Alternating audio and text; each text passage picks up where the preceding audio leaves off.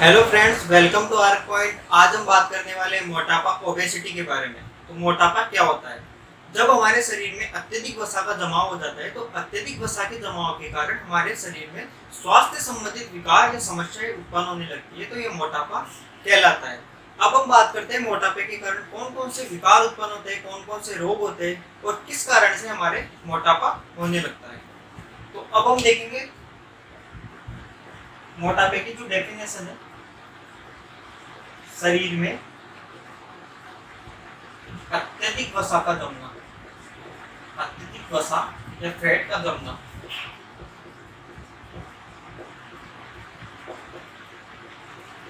अत्यधिक वसा का जमना। अब हम अत्यधिक वसा जब जम जाती है और हमारे स्वास्थ्य संबंधित समस्याएं या विकार उत्पन्न होते हैं, तो ये जो रोग या विकार है उनके बारे में हम बात करेंगे। तो मोटापे के कारण कौन कौन से रोग होते हैं। पहला जो रोग है इसमें हृदय रोग है।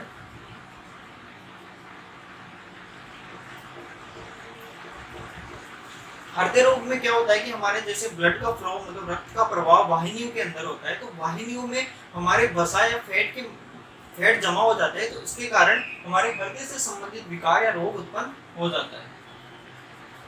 दूसरा है इसमें निद्राकालीन श्वास समस्या। श्वास समस्या। निद्राकालीन श्वास समस्या में क्या होता है कि हमारे रात के सोते समय हमें श्वसन क्रिया में प्रॉब्लम्स होने लगती है। ये क्यों होती है? ये हमारे श्वसन जो नली है, श्वसन नली में हमारे मतलब फैट जमा होने लगती है पास श्वसन नली के पास, तो इसके कारण हमारा जो श्वसन क्रिया है वो धीमी पड़ जाती है और निद्राकालीन श्वास समस्या उत्पन्न होने लगती है। तीसरा जो इसका रोग है अस्थि संध्यार्थी।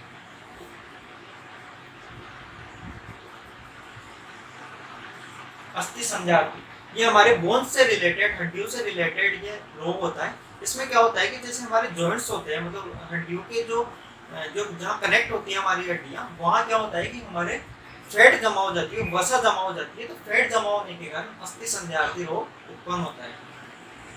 नेक्स्ट है इसका मधुमेह। मधुमेह डायबिटीज रोग है, ये मोटापे के कारण होता है। पांचवा जो है इसका कैंसर। कैंसर में क्या होता है, इसमें जैसे फैट जमा हो गई हमारे शरीर में, तो ये एक गांठ का रूप ले लेती है, तो गांठ का रूप लेने के लिए मोटापे के कारण कैंसर भी हो सकता है। अब हम बात करेंगे इसके जो कारण है मोटापे के कारण। कौन कौन से मोटापे के कारण है? मोटापे के कारण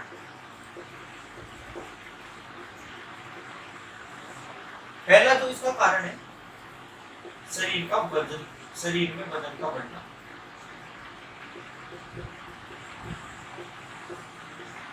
वजन का बढ़ना, हमारे शरीर का वजन बढ़ने के कारण भी हमारे मोटापे की स्थिति उत्पन्न होने लगती है, हम मोटापे की कंडीशन में आ जाते हैं। दूसरा है इसमें ऊर्जा के सेवन, ऊर्जा के सेवन एवं उपयोग में असंतुलन होना, उपयोग में असंतुलन होना।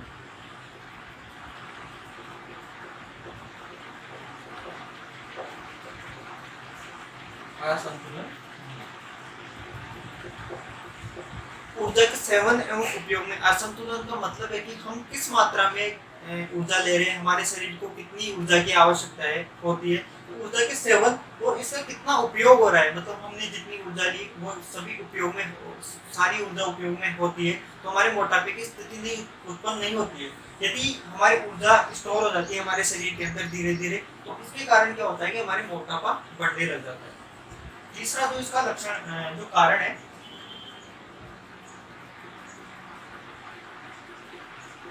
कम व्यायाम एवं स्थिर जीवन यापन।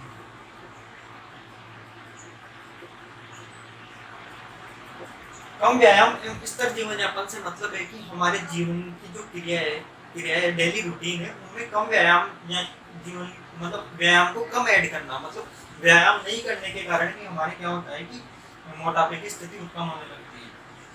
फोर्थ जो इसका कारण है अधिक चर्बीयुक्त चर्बी भोजन करना।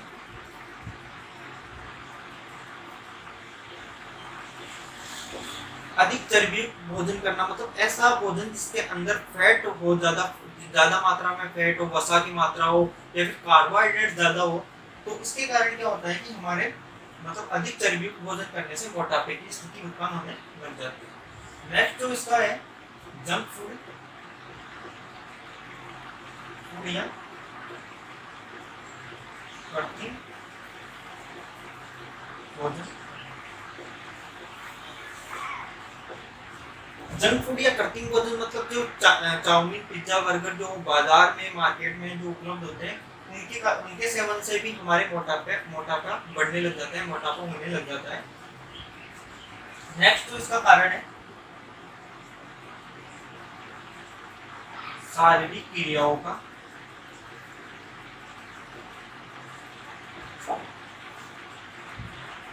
सुचारू रूप से कार्य नहीं करना। मतलब शारीरिक क्रियाओं का सुचारू रूप से हमारे शरीर की जो क्रियाएं जैसे डाइजेशन हुआ, उस पाचन की क्रिया में क्या होता है कि जैसे हमने कार्बोहाइड्रेट, फैट को अपने भोजन में इंक्लूड किया और सही मात्रा में बस डाइजेस्ट नहीं हो पाते, तो इसके कारण भी हमारे मोटापे की स्थिति उत्पन्न होने लगती है। शरीर भार सूचकांक, बॉडी मास इंडेक्स, इसमें क्या होता है कि हमारे मतलब मोटापे की स्थिति का पता लगाया जा सकता है इसके द्वारा। ये एक हमारी यूनिट होती है, इकाई होती है। तो मानव भार सूचकांक में, मानव शरीर भार सूचकांक में मानव के भार एवं लंबाई का अनुपात होता है। लंबाई का अनुपात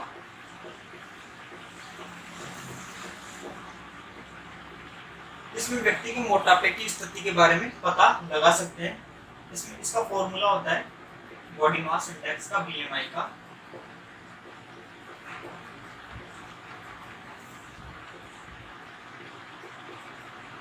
मानव भार किलोग्राम में,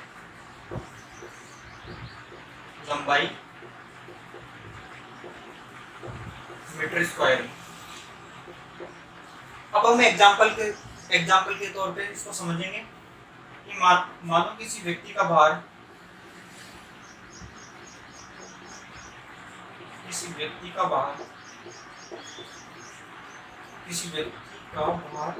75 kg है और उसकी लंबाई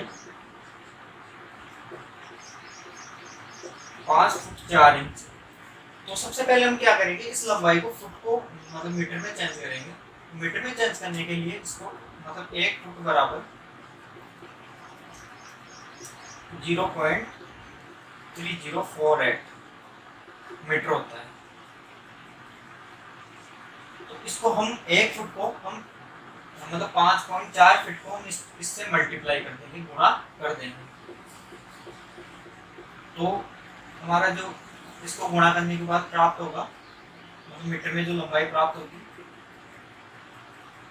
1.65 मीटर। अब हम इस रेशियो को फॉर्मूले में रखेंगे 75 kg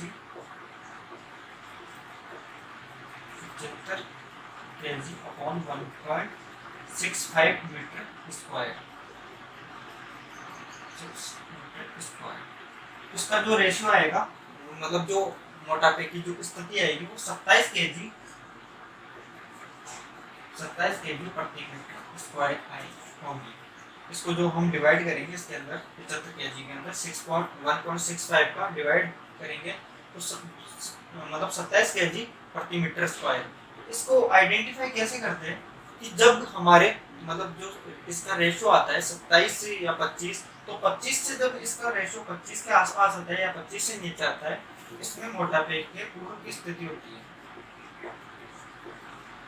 मतलब बॉडी मास इंडेक्स की जो वैल्यू है वो मोटापे के पूर्व की स्थिति, और इसका रेशियो जब 25 से ऊपर आता है, 30 के आसपास आता है, 30 के आसपास इसकी वैल्यू मोटापे की स्थिति मानी जाती है। मोटापे की स्थिति मानी जाती है। जब ये वैल्यू 18 से नीचे रहती है तो व्यक्ति कमजोर श्रेणी में माना जाता है, तो कमजोर कहलाता है वो। तो 25 की जो इसकी वैल्यू है मोटापे की पूर्व स्थिति, 30 से ऊपर इसकी मोटापे की स्थिति कहलाती है। तो हम बॉडी मास इंडेक्स के द्वारा हम व्यक्ति के मोटापे के बारे में पता लगा सकते हैं कि व्यक्ति मोटापे की स्थिति में या मोटापे मतलब मोटापे की श्रेणी में आता है, तो इसके बारे में हम जान सकते हैं। अब हम बात करते हैं रक्तचाप ब्लड प्रेशर के बारे में। तो ब्लड प्रेशर क्या होता है? रक्त वाहिनियों में बहते हुए रक्त के द्वारा वाहिनियों की दीवारों पर जो दाब डाला जाता है उसे हम रक्तचाप ब्लड प्रेशर कहते हैं। मतलब इसको ऐसे समझेंगे हम, ये रक्त वाहिनियां हुई, इन रक्त वाहिनियों में जब रक्त का प्रवाह होता है, मतलब हमारे शरीर में धमनियां रक्त को हृदय से संपूर्ण शरीर में लेके जाती है, तो इसकी जो रक्त का फ्लो होता है, तो ये वाहिनियां होती है, जो रक्त वाहिनियां होती है, तो इसमें जो दीवारें हैं उसके ऊपर जो रक्त का दाब डाला जाता है उसे हम रक्त दाब ब्लड प्रेशर कहते हैं। अब हम इसकी डेफिनेशन देखेंगे।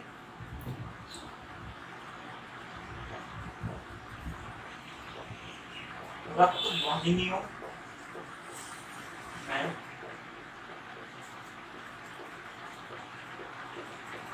बहते हुए रक्त के द्वारा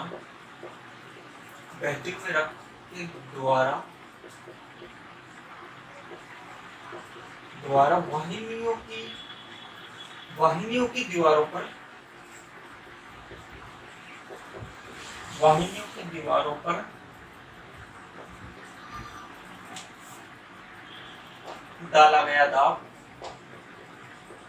डाला गया दाब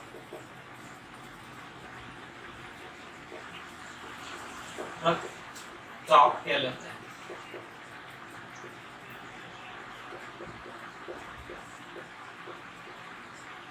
रक्त वाहिनियों में बहते हुए रक्त के द्वारा वाहिनियों की दीवारों पर डाला गया दाब रक्तचाप कहलाता है।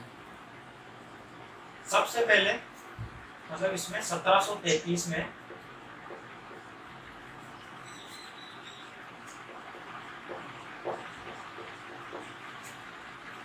स्टीफन हेल्स 1733 में स्टीफन हेल्स ने घोड़ों में रक्तचाप को मापा था।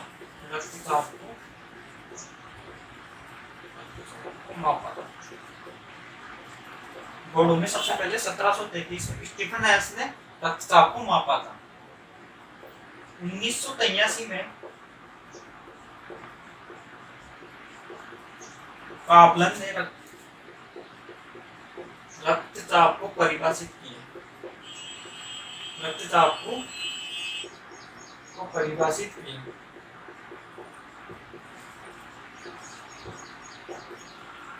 ये छोटे छोटे क्वेश्चन एक नंबर में ये पूछ सकते हैं। मतलब 1983 में कापलन ने रक्तचाप को परिभाषित किया, तो रक्तचाप को किसने परिभाषित किया था, या फिर घोड़ों को सर्वप्रथम किसने मतलब रक्तचाप को किसमें मापा गया? घोड़ों में सबसे पहले रक्तचाप को 1733 में स्टीफन हेल्स ने मापा था।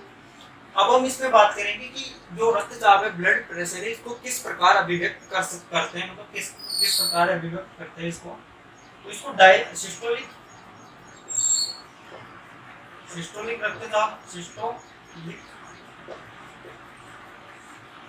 व डायसिस्टोलिक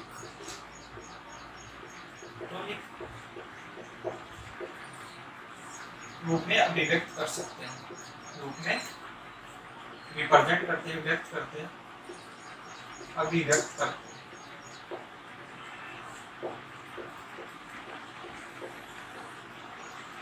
जब हम इसका मेजरमेंट करते हैं, जब हम ब्लड प्रेशर का मेजरमेंट करते हैं, मापते हैं, तो इसकी जो सिस्टोलिक और डायसिस्टोलिक दो प्रकार से इसको मापा जाता है। तो सिस्टोलिक वैल्यू में क्या होती है कि इसकी जो ऊपर की वैल्यू होती है वो सिस्टोलिक कहलाती है, और जो नीचे की वैल्यू होती है, जैसे ब्लड प्रेशर का रेशियो 120/80 का जो रेशियो है, इसमें डायसिस्टोलिक में नीचे वाली संख्या आती है और इसमें ऊपर वाली संख्या होती है। तो सिस्टोलिक रक्तचाप क्या होता है, मतलब इसको 120 जो वैल्यू होती है, इसमें क्या होता है कि हमारी मांसपेशियां संकुचित हो जाती है, मतलब मांसपेशियों का संकुचन हो जाता है। इसके कारण क्या होता है कि हमारी जो धमनियां है ये हमारे रक्त को पंप करती है। पंप करने के बाद जो इसकी जो वैल्यू आती है वह मतलब 120 से लेके मतलब 90 से 120 का जो इसका अनुपात रहता है, मतलब वैल्यू रहती है सिस्टोलिक रक्तचाप की। और फिर जब ये हमारी मांसपेशियां संकुचित होती है सिस्टोलिक में, और ये पुनः अपनी अवस्था में आ जाती है, मांसपेशियां शिथिल अवस्था में आ जाती है, तो इसे हम डायसिस्टोलिक रक्तचाप कहते हैं। मतलब मांसपेशियों का संकुचन, इसमें संकुचन होता है, मांसपेशियां संकुचन होकर मांसपेशियां संकुचित होकर धमनियों में रक्त को पंप करती है, धमनियों में रक्त को पंप करती है। डायसिस्टोलिक में क्या होता है कि जब मांसपेशियां संकुचित हो जाती है, तो संकुचित होने के बाद पुनः अपनी अवस्था में आ जाती है, मतलब रिलैक्स हो जाती है, शिथिल अवस्था में आ जाती है। तो शिथिल अवस्था में मांसपेशियां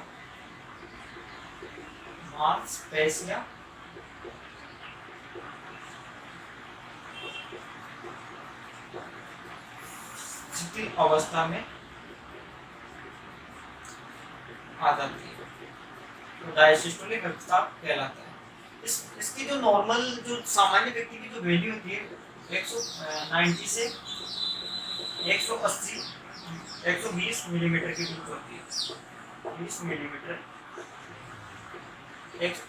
90 से 120 मिलीमीटर के बीच सिस्टोलिक रक्तचाप की वैल्यू होती है। और 60 से 80 के बीच मिलीमीटर के बीच डायसिस्टोलिक रक्तचाप की वैल्यू होती है। अब हम इसमें बात करने वाले हैं कि रक्तचाप को किस यंत्र के द्वारा मापा जाता है। तो इसके लिए हम रक्तचाप मापी होती है, यंत्र होता है, उसको स्पाइग्नोमेनोमीटर कहते हैं। रक्तचाप मापी के द्वारा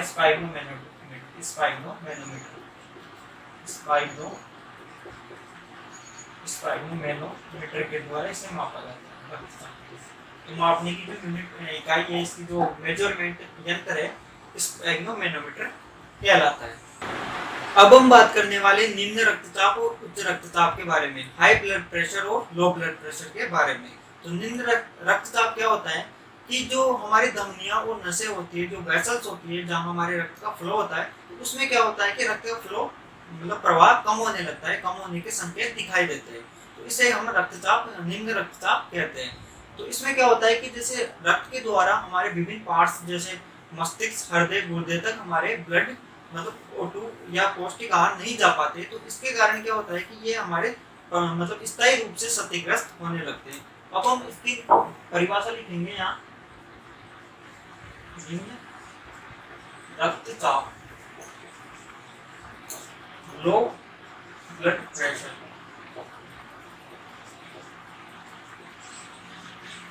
लो ब्लड प्रेशर वह दाब जिसमें धमनियों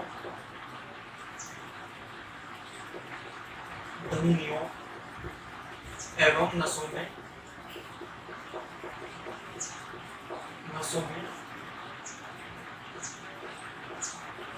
रक्त का प्रवाह कम होने के संकेत दिखाई दे। मतलब वह दाब जिसमें धमनियों नसों में रक्त का प्रवाह कम हो वह निम्न रक्तचाप कहलाता है।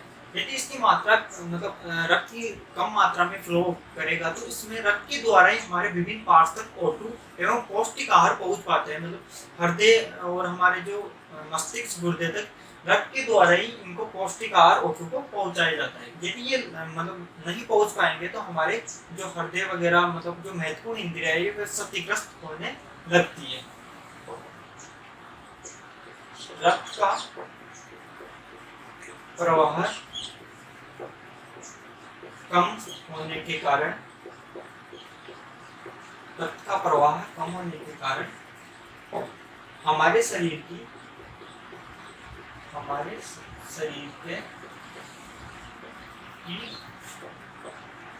महत्वपूर्ण इंद्रियों जैसे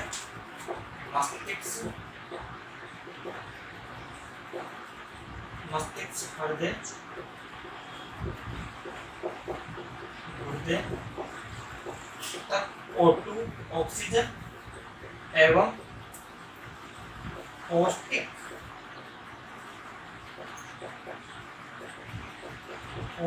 आहार नहीं पहुंच पाते हैं। जब इन पार्ट्स तक हमारे मतलब जो इन पार्ट्स तक O2 एवं पौष्टिक आहार नहीं पहुंच पाएंगे तो ये स्थायी रूप से ये क्षतिग्रस्त होने लगते हैं। अब हम बात करेंगे हाई ब्लड प्रेशर, उच्च रक्तचाप के बारे में।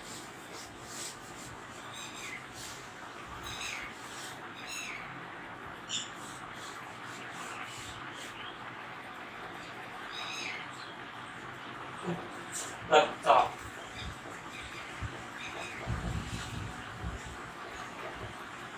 High blood pressure.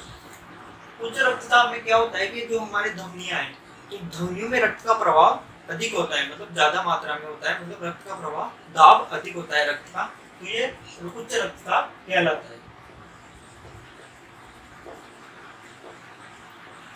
धमनियों में रक्त का प्रवाह या दाब अधिक होना, प्रवाह अधिक होना।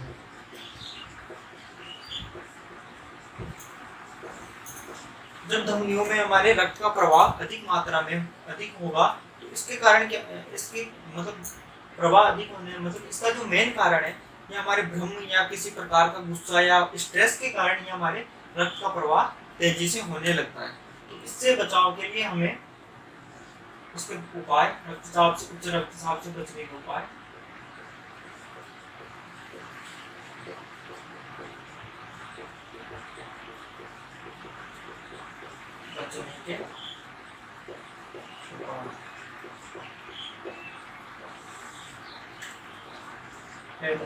हमारे जो भोजन है उसमें पोटेशियम युक्त भोजन करना, मतलब भोजन को पोटेशियम आयंस होना जरूरी है।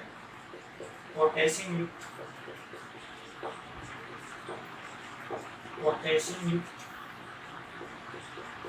भोजन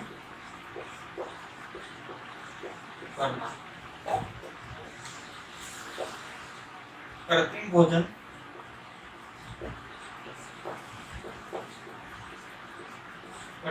जंक फूड का सेवन कम करना, मतलब जंक फूड नहीं,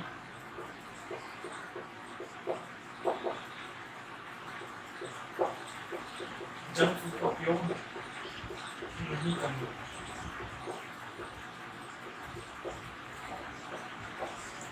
हमारे भोजन में कैल्शियम और मैग्नीशियम तत्वों की जो मात्रा है उनको संतुलित करना। कैल्शियम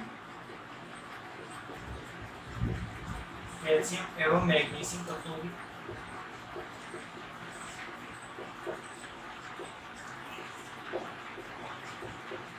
को सही मात्रा में लें,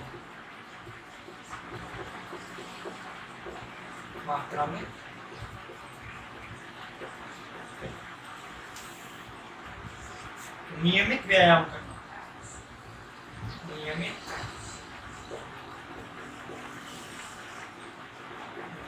व्यायाम करना।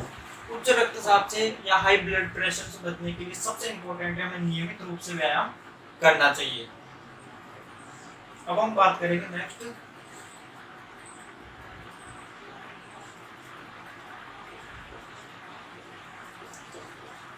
हरी सब्जियों का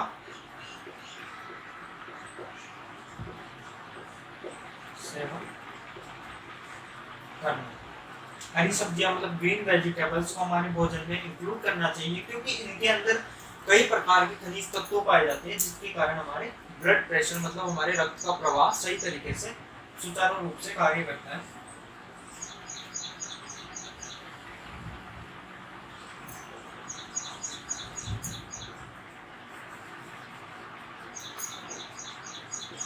कम से कम 8 से 10 गिलास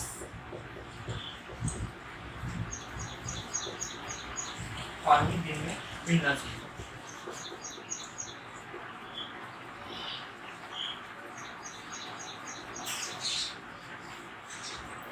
कम से कम हमें 8 से 10 गिलास हमें दिन में पानी का सेवन करना चाहिए, पीना चाहिए, क्योंकि इससे हमारे जो मेटाबॉलिक प्रोसेस है हमारे शरीर में होने वाली, वह इनके द्वारा मतलब सही प्रकार से सुचारू रूप से कार्य करेगी।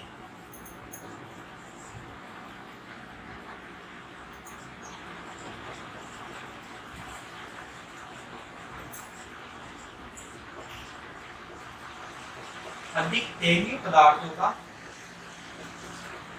सेवन नहीं करना। अधिक तेलीय पदार्थों का हमें सेवन नहीं करना चाहिए। इसके कारण हमारे क्या है कि ब्लड का प्रवाह या सर्कुलेशन सही तरीके से रहता है, और चिकनायुक्त भोजन करने से या जंक फूड करने से हमें ये समस्याएं उत्पन्न होने लग जाती है। उम्मीद करता हूँ आपको ये वीडियो पसंद आया होगा। Thank you.